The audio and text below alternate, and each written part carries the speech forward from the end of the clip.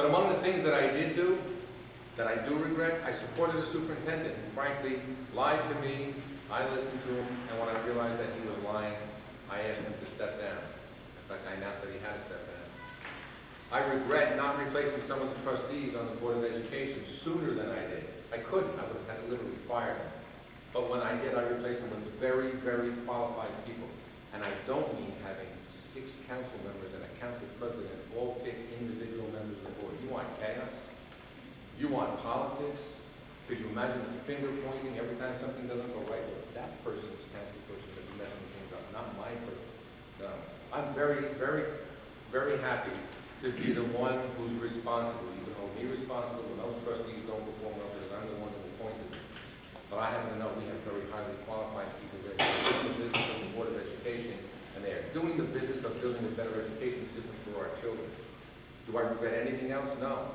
We'll make our mistakes, but I can promise you that our mistakes will be small compared to our successes. And they're small compared to our successes because we have the right people doing the right thing. Anybody that could get $125 million out of Ridge Hill is a thief because you have to steal it from them. It doesn't exist. That lease valued at about $30 million. And that's exactly what we got. And that's exactly what the citizens of this city should have gotten out of it as it was negotiated. You don't take 6.2, multiply it by 72, come up with a number and say you should get that amount of money. That's not the present value. I don't think anybody who's been involved in any kind of business knows that.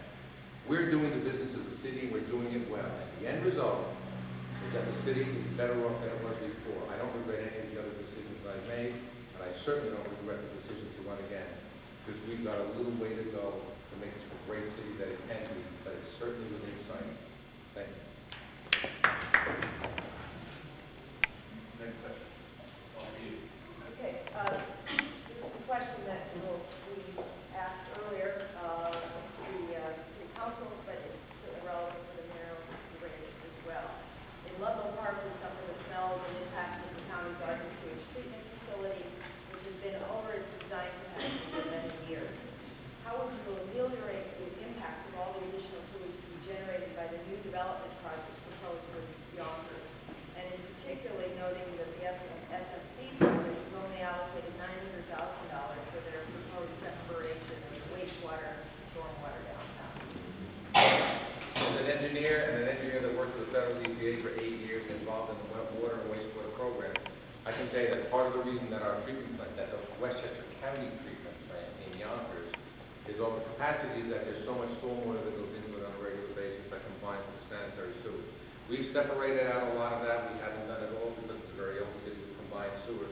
Part of that SFC project, that almost $1 million, is geared toward doing just that, separating even more of those sewers so that we have only stormwater going into the Hudson River and only sanitary sewage going into the treatment plant, which will again lower the amount of sewage going into the treatment plant. As far as the problem with odors, that problem with odors, by the way, that's why we threatened to sue Westchester County when they wanted to increase the amount of sewage coming from my county to solve their problem.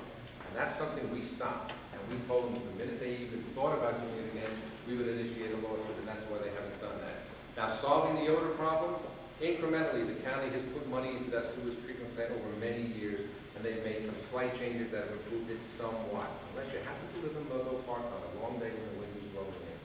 And then it's certainly not solved anymore. And it is horrible. And I met with the county executive, and I've said to him, and our legislators, the 4 legislators from the county, from Yonkers, have said to them, if you want to solve that problem, you cannot do it piecemeal. You've got to do a comprehensive plan to cover the plant, and it's going to cost you a lot of money, but you've got 200,000 people who are, frankly, in spite of the fact that it's only Ludlow Park that suffers, it's 200,000 people who have voting power, and you've got to solve that problem the right way. You can't keep putting Band-Aids on it. It doesn't work. And I've taken people from the county down here on days that I know it's not working, and they say, well, we haven't heard any complaints. I brought them down, stood them in Ludlow Park and say, inhale. Now try and have dinner outside with your family. I said, you're right. While the superintendent, the county executive recognizes that it's not working. And he recognizes that it doesn't need a comprehensive plan, but there's never been the wherewithal to do it because you've got all the people in the county who will not support a multi-million-dollar, and I mean probably $20 or $30 million project to cover this plan and finally solve the other problem. Believe it or not, somebody's actually suggested something to the county executive in the last few weeks. They fact to end up solving a problem that's plagued the neighborhood forever. I'm hoping that that comes to fruition, and if it does, it would be a significant amount of private money invested to do just that. But it is a problem, and it can only be solved by an infusion of real money, and it can't be done by Band-Aids, and Band-Aids are all we've got so far. Are you allowed to tell us what it is? Yes, they just proposed it, and they frankly haven't gotten to the point where it's gone to any of the people in the legislature to see if they would support it. Thank you. You know, we've been hearing about this stench problem for years. This man's been in City Hall for 12 years. We still have the same problem. It's about leadership. The mayor of the city of Yonkers should be fighting for the people of the city of Yonkers. Everyone knows that I'm not the darling of the Democratic Party. I didn't get handpicked because I played ball with all the power brokers in this county or the city or the state. I am going to fight for the people of Yonkers. There will be no development down here unless that problem is mitigated. That should be priority one. I'll be up there screaming at the county executive, Amos Mountain, who supports me, by the way. Fix the problem in Yonkers. That's what a leader does. That's what a mayor does for the people that he represents. One of the reasons I'm running for mayor and not re-election to my city council is because I'm frustrated. We've been talking about the same problems for God knows how long. 12 years for this administration. Before that, when are we going to fix the problems? When are we going to make education a priority? When are we going to make Ludlow Park a priority? You know, what we talk about, all this development, yet we don't fix the problems that presently exist now.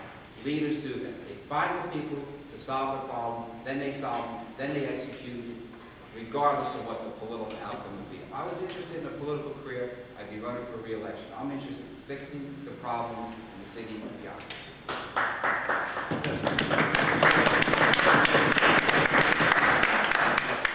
All right, next question is first Mr. Robertson. Must we have 25-story condos lining the waterfront? Would you please comment on the Trevor Kelly proposal for downtown waterfront development, and on the alternate proposals that we've heard from City Council? Absolutely not. I'm totally against 25-story buildings on the waterfront. And this mayor would have a whole line of them across the Hudson River. How outrageous is that? I actually regret the Collins Phase 2 vote, the 12 and 14, when I sit in the library and I see how we obstructed those views. That's ridiculous. Louis Capelli knows how Dennis Robertson feels about this development because I'm the chairman of real estate. I'm not interested in giving him a $200 million tax break. I'm not interested in 25 stories on H&I property. And if Mr. Capelli is not interested in development in Yonkers, then we'll find somebody who will. Sensible development. I said before, I've learned a lot about the environment in the past 4 years. I consider myself an environmentalist. It's unbelievable what we almost are about to do to our waterfront. It's not going to happen if I'm mayor. I assure you it's not going to happen. We have a management problem. We have an $860 million budget. We talk about expanding the tax base, which hasn't happened. It hasn't happened through this administration or the last for that matter. We've increased revenue $200 million. It's all your money. $75 million in the property taxes, income tax surcharge. Another $75 million recurring revenue from the state, which we got last year as a result of the city council making education a priority. Then they kicked into it. And $20 million from Yonkers Raceway, which is a state project, quite frankly. That makes up all this new revenue. Nothing from Ridge Hill, nothing from SFC, nothing from the Collins development, nothing. So the point here is that why don't we get something? Maybe we can develop something in Chicken Island that makes sense.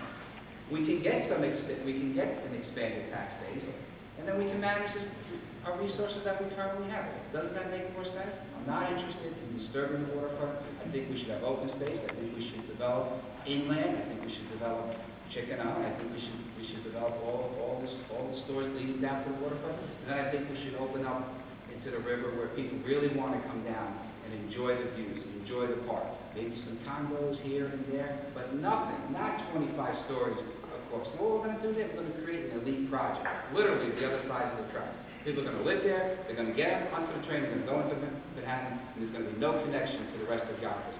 That would be the end of the city of Yonkers as we know it.